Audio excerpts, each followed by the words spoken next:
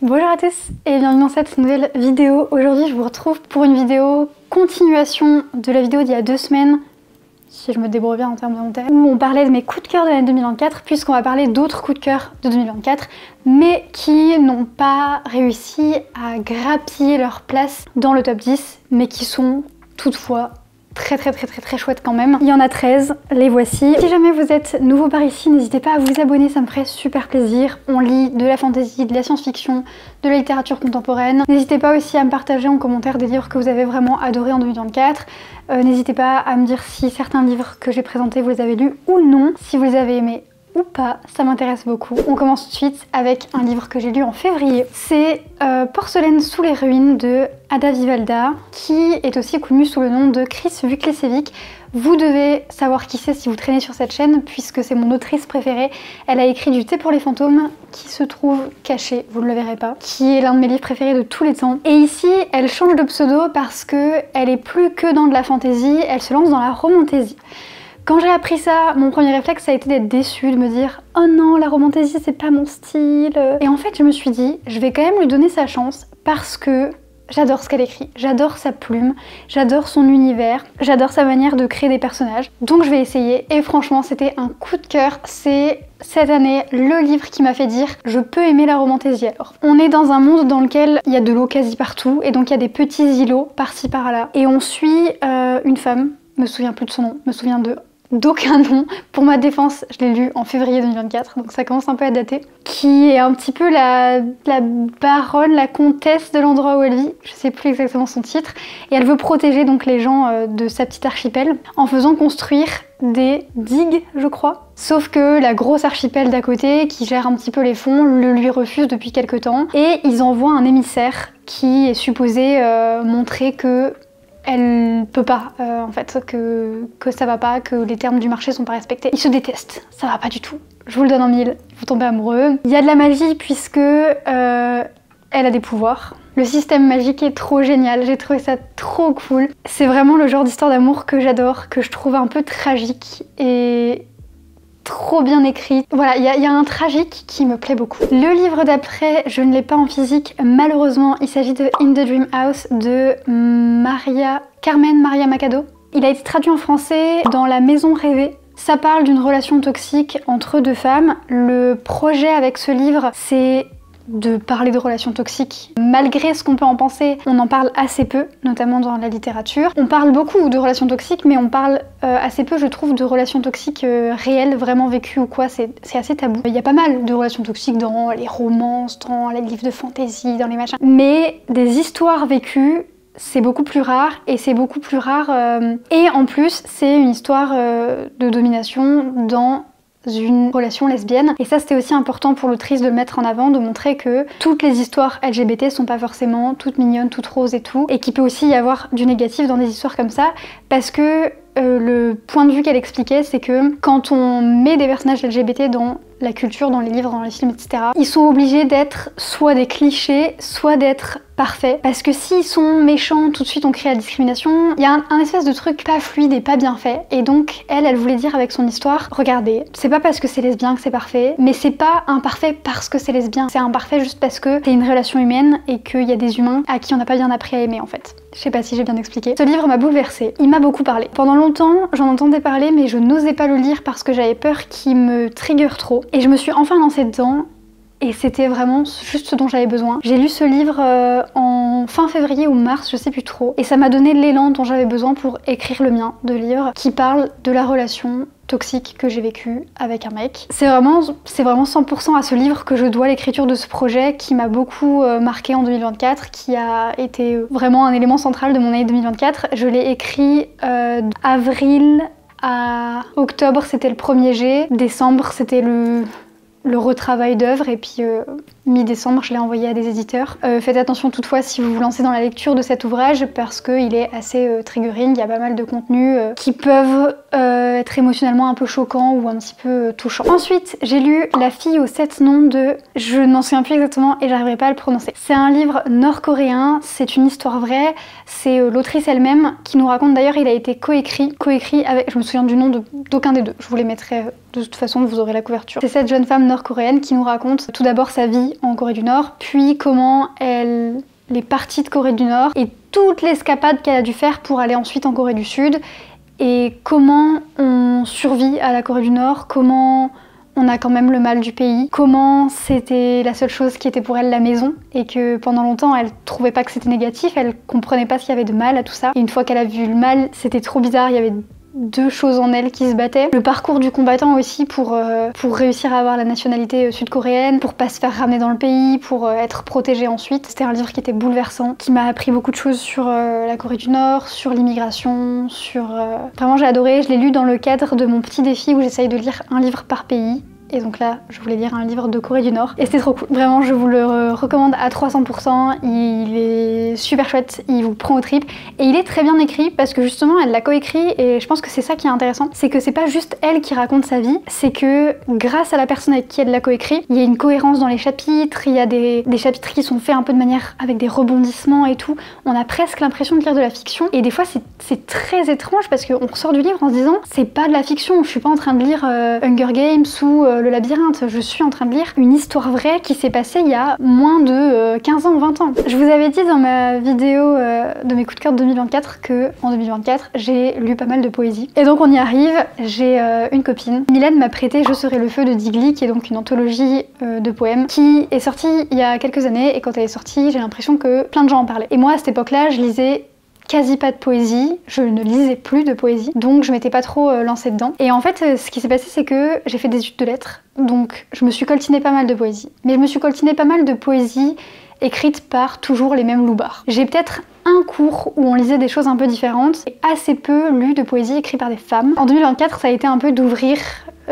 mes chakras poétiques. Voilà, donc j'ai lu pas mal de choses. J'aimerais beaucoup lire Mahmoud Darwish, mais je sais pas, je l'avais lu à la fac, mais je sais plus lequel j'avais lu, et je sais pas trop si vous m'en conseillez un en particulier, si vous me conseillez des choses en particulier en poésie étrangère. Mais grâce à Je serai le feu, j'ai découvert pas mal de poétesses. Et ça, c'était trop génial.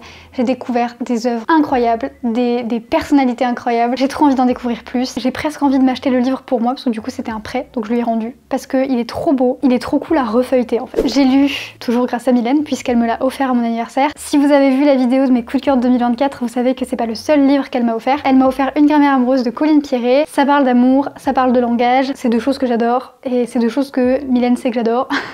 Ça m'a beaucoup plu, je l'ai postité de fou. Ça m'a beaucoup marqué parce que ça m'a montré que la poésie c'était pas forcément chiant et scolaire. Donc c'était un peu mon entrée dans la poésie, ma redécouverte de la poésie, et je suis super reconnaissante de ça à Mylène. Ensuite, je suis partie à Londres en juin et j'ai acheté plein de livres, plein de livres, et j'ai découvert une librairie. J'ai adoré cette librairie, c'est un endroit dans lequel j'ai envie d'aller depuis des années, mais à chaque fois, soit j'avais pas le temps, soit voilà, on fallait passer à autre chose et tout, et c'était toujours la librairie qui sautait, hop, j'y allais pas. C'est Gaze the World, c'est une librairie spécialisée en littérature LGBT, donc vous avez que ça, que des auteurs LGBT, que des livres qui parlent de personnages LGBT, c'est une safe place, l'endroit était incroyable. J'ai demandé conseil à la dame, j'ai 10 ans et demi, j'ai demandé conseil à la libraire, il y a un client qui est venu me conseiller aussi parce qu'il a entendu notre conversation, trop génial, vraiment j'ai trop envie d'y retourner. À la caisse, je suis tombée par pur hasard sur cette petite anthologie de poèmes queer. Ça s'appelle 100 queer poèmes, 100 queer poems. Et du coup c'est plein de poèmes écrits par des personnes queer. Ça m'a trop bouleversée. Toujours pendant mon petit séjour anglais, j'ai acheté un livre, c'est Tender is the Flesh de Agustina Basterica, qui a été traduit, je savais pas quand je l'ai acheté, mais il a été traduit par Cadavre exquis. C'est de la science-fiction et c'est de l'horreur. On est dans une société dans laquelle on ne mange plus d'animaux parce qu'ils ont des maladies. Donc on a tué tous les animaux. Il n'y a plus d'animaux sur Terre. Ou alors, si vous croisez vite fait un chien dans la forêt, c'est super rare quoi. Mais on a tué tous les animaux. Même vos animaux de compagnie, ça dégage. Pas le droit de les garder, c'est interdit. Sauf que du coup, les humains, ils ont quand même besoin de manger de la viande. Mais oui, les fameuses protéines, on en a besoin. On a commencé à manger des humains pour pouvoir subvenir à nos besoins. Donc il y a plusieurs catégories d'humains. Il y a les humains qui ont le droit de vivre et il y a les humains qui sont là pour la consommation humaine en fait. Et on suit un homme qui travaille dans un abattoir d'humains. Et au début, il est très neutre sur cette situation. Je travaille là-dedans parce qu'il faut, je vis cette vie parce qu'il faut, mais voilà. Mais j'ai constaté très vite dans le livre que lui ne mange jamais de viande humaine. Ils mangent du riz, ils mangent des légumes, mais ils mangent pas de viande. Évidemment, il y a une grosse question sur la consommation animale, il y a une grosse question sur l'élevage intensif, mais pas que sur l'élevage intensif, puisque après, on se sert même des humains pour les expériences dans les laboratoires, on se sert des humains pour tout à la place des animaux. Tout ce que vous pouvez imaginer à la place des animaux, c'est avec les humains maintenant. C'est trop génial, c'est super bien pensé. Des fois, le petit couac du livre qui fait que je trouve qu'il est pas aussi génial que ce qu'il pourrait être, c'est que des fois c'est trop genre on fait le tour du musée quoi. Le personnage, ça fait longtemps qu'il vit dans cette société, ça fait longtemps qu'il travaille là où il travaille, mais tu sais pas pourquoi, tout d'un coup tout le monde décide de lui faire un tour du propriétaire quoi. Il va chez un ami au laboratoire, le mec lui fait faire le tour, il va chez un ami je sais plus où, chez une bouchère, elle lui fait faire le tour, et ça permet au personnage et au narrateur de nous expliquer un petit peu la situation. Donc ça fait pas très organique, c'est pas très spontané la manière d'amener le récit, mais c'est trop bien pensé, c'est hyper politique, c'est incroyable. C'est impossible de terminer ce livre et de se dire je vais aller me manger un bon kebab, à moins que vous soyez vraiment de mauvaise foi ou dans le déni le plus absolu. Après je sais que tout le monde n'est pas végétarien ou vegan. Encore une fois, je veux shame personne et je veux forcer personne quoi. Moi je suis végane, j'adore mes convictions, mais d'un autre côté, la moitié de mes copines ne sont même pas végétariennes et c'est quand même mes copines. Voyez, donc je suis pas en train de faire ni du prosélytisme ni du sectarisme, tout va bien. Mais par contre ce livre, il m'a quand même beaucoup parlé, sachant que je suis végane. Je vous parlais dans une des vidéos précédentes de Ressac de Digli. Juste après avoir lu et adoré Ressac, j'ai décidé de m'acheter Atteindre l'aube, où elle parle de son rapport aux hommes, en gros. En fait, elle a perdu sa tante, je crois, et en débarrassant les affaires, elle découvre un peu qui est sa tante, elle se pose un peu des questions sur qui est sa tante. Sa tante, elle était pas mariée et elle avait pas d'enfant, et du coup ça amène plein de questions sur le mariage, le rapport aux hommes, le rôle attendu des femmes, etc. etc. C'était super chouette comme découverte. En plus, j'adore la plume de Digli, je trouve qu'elle écrit vraiment trop bien, c'est poétique, c'est doux, c'est plein de belles réflexions, ça m'a trop plu. Et je pense que je l'ai lu à un moment où j'avais besoin de le lire aussi et ça a fait du bien. Je pense que tous ces livres, plus les livres que j'ai adorés en 2024, ce qui joue beaucoup aussi, c'est le timing. Noah Trang, c'est une personne trans qui nous raconte son parcours de personne trans. Du coup, ce recueil-ci en particulier, il est très empreint de ça, de cette transidentité, de ce rapport au corps. Je m'en souviens pas trop. Là maintenant, après l'avoir lu, je pense que c'était il y a 5 mois, je me souviens pas de tout, mais j'ai trouvé que c'était super bien écrit, j'ai trouvé qu'il y avait des punchlines de ouf. Il y a aussi beaucoup de réflexions sur la masculinité parce que quand on est une personne trans, je pense que ça amène des questions sur la féminité et la masculinité. Qu'est-ce que c'est que la féminité, la masculinité? Du coup, on apprend que c'est pas inné, on le comprend, mais du coup, qu'est-ce que c'est? Et qu'est-ce qui définit ces choses-là? Et qu'est-ce qui fait une bonne féminité, une mauvaise masculinité, etc. etc.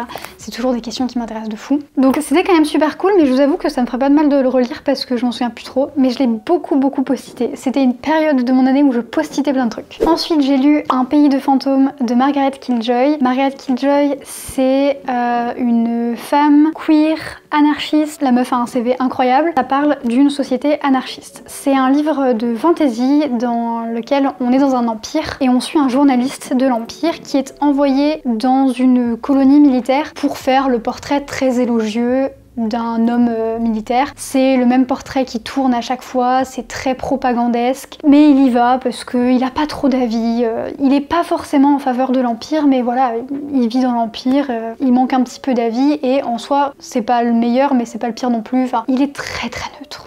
Il est un peu comme le gars de Tender is the Flesh, genre il fait partie du système, mais il est pas forcément 100% d'accord avec le système, mais en même temps le système est comme il est quoi, qu'est-ce que vous voulez qu'on y fasse? On peut rien changer, hein, c'est pas à nous de faire les choses. Regardez, les yeux sont tellement levés haut.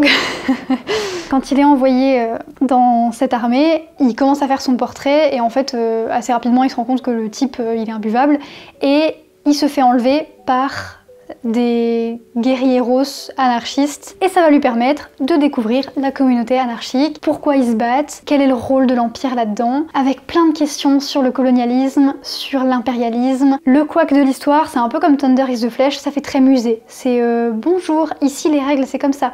En fait c'est vraiment genre, on fait arriver un personnage qui connaît rien à l'anarchie pour pouvoir nous expliquer pas à pas tout, comment ça se passe et tout. Et donc c'est très explicatif quoi comme truc. Mais j'ai trouvé que c'était très chouette, c'est super touchant. En plus, c'est trop mimi, vraiment, petite histoire anarchiste / LGBT, slash fantasy que demande le peuple. Et je cherchais plus de livres sur l'anarchie à lire, donc je suis très contente. Si vous en avez d'autres, des livres de science-fiction ou de fantasy qui parlent d'anarchie, n'hésitez pas à me dire parce que c'était vraiment une super belle découverte. Dans ma vidéo précédente où je vous parle de mes coups de cœur, je vous ai dit qu'en 2024 j'avais lu pas mal de réécritures et là on y est. Les 3 derniers livres sont des réécritures et sont des bangers. The Pénélopiade de Margaret Atwood que j'ai également acheté pendant mon séjour anglais. C'est l'Odyssée écrit du point de vue de Pénélope qui attend Ulysse. Il y a pas mal de réécritures qui existent dans ce genre-là, de réécriture de l'Odyssée et en général je les trouve un peu ennuyeuses parce que c'est bon, on sait, on a compris. C'est redondant quoi, genre on connaît l'histoire et ça prend pas trop de risques. Là j'ai trouvé que c'était super bien écrit, que ça abordait des problématiques très intéressantes sous des angles vraiment très différents en s'attachant à des personnages qu'on avait vraiment moins vus et à qui on avait vraiment moins donné la parole dans l'Odyssée. C'est hyper sororal, poétique, puissant, je vais pas vous mentir, je m'en souviens pas non plus de ouf. Je sais que j'ai adoré, mais j'ai un peu du mal à m'en souvenir. Mais c'était trop cool et je sais que surtout les dernières pages m'avaient beaucoup marqué. Donc je vous le recommande quand même, en plus il est très court. Toujours dans les réécritures et dans les réécritures féministes ou qui mettent en scène des personnages féminins à qui on n'a pas trop donné la parole, j'ai nommé Lady Macbeth de Avaride. Lady Macbeth, si jamais vous n'êtes pas familier de ce personnage, c'est un personnage de Shakespeare dans la pièce Macbeth. Est-ce que c'est historique ? Genre c'est vraiment des vrais personnages historiques? Je m'y connais pas assez. Et en gros dans la pièce de Shakespeare, on suit Macbeth qui veut devenir le roi d'Écosse. Je suis désolée, je raconte de la merde. Il fait un peu des manigances avec l'aide de sa femme et dans la pièce originale, la femme elle a pas beaucoup voix au chapitre, mais on la voit juste comme quelqu'un de pernicieux, de manipulateur. On comprend dans la pièce de Shakespeare que c'est un peu à cause d'elle que Macbeth il a fait des trucs nuls et tout. Et là, dans la réécriture de Avaride, elle subit en fait, elle subit et c'est super bien écrit. Au début, j'ai eu du mal à rentrer dedans parce que c'est un contexte historique et géographique que je maîtrise très peu. Je saurais même plus vous dire. Elle est mariée à Louis de Force, ça parle de relations non consenties, de mariage forcé, d'abus de pouvoir.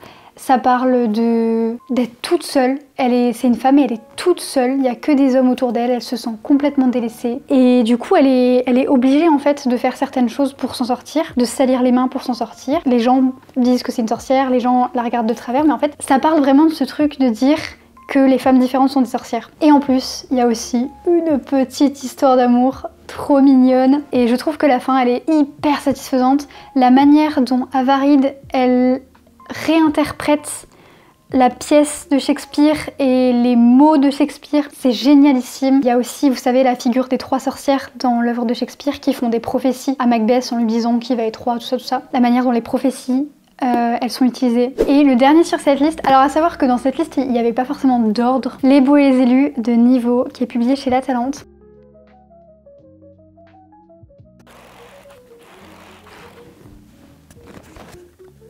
C'est une réécriture de Gatsby le Magnifique de Francis Scott Fitzgerald, qui est l'un de mes classiques préférés, même si Monsieur Fitzgerald est pas forcément le type le moins problématique de l'univers. On y suit le personnage de Josephine Baker. Alors je sais pas si vous connaissez un peu Gatsby ou pas, moi vraiment j'adore Gatsby. Il passe près de New York, ou à New York, je sais plus trop, dans les années 1920, et le narrateur Nick Carraway vient d'emménager à côté de chez Gatsby, manoir incroyable, il fait des fêtes de folie. Le narrateur il est un petit peu estomaqué, c'est qui Gatsby en fait? Un jour il rencontre Gatsby, il y a plein de rumeurs autour de lui, qui est ce type, comment il a eu tout cet argent, pourquoi il fait toutes ces fêtes. Nick le narrateur, sa cousine Daisy, elle fait un peu partie de ce cercle de gens un peu riches qui font beaucoup de soirées et tout. Mais elle a jamais été à une soirée de Gatsby. Et Daisy présentait Joséphine à Nick. Bref, il y a beaucoup de petites intrigues entre les personnages. Qui est Gatsby? Quel est le lien entre tous ces personnages? Pourquoi il fait ses grosses fêtes? C'est un peu ça Gatsby le Magnifique. Et ici, le personnage principal, c'est Josephine Baker, qui est donc, comme je l'ai dit, l'amie de Daisy, qui va devenir un peu le love interest de Nick Carraway. Sauf qu'ici, l'autrice, elle imagine que Josephine Baker, elle est racisée, elle est d'origine vietnamienne et elle est bisexuelle. L'œuvre en devient pas forcément complètement différente, mais aborde des problématiques assez différentes dans le contexte de Gatsby le Magnifique, et je trouve ça trop génial. C'est l'une des meilleures réécritures que j'ai lues de ma vie, je pense. Il y a un petit peu de magie aussi, puisque je crois que c'est Josephine Baker elle-même qui a quelques pouvoirs. Ça vient rajouter quelques scènes un petit peu presque oniriques au livre. Les scènes sont hyper oniriques, d'une sensualité poétique trop belle. La réécriture est hyper intéressante parce que elle vient, là où il y avait des zones d'ombre dans Gatsby, elle vient mettre de la lumière. Par contre, bon, moi j'ai vraiment sur adoré, mais je pense que c'est pas non plus pour tous les publics.